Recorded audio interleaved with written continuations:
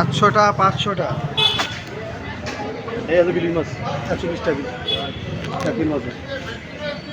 শোল মাছ নেবেন? শোল মাছ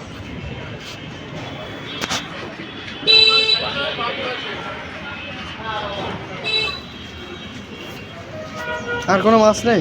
এই মাছ চাকরির মাছ বিলি মাছ।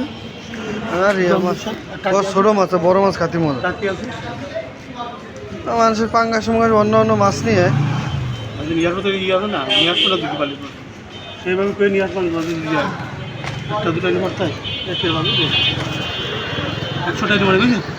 হ্যাঁ বিলি মাছ 100 টাকা মানে আমিও নেবো না, ও আমি খাই না। সাথে দিয়ে না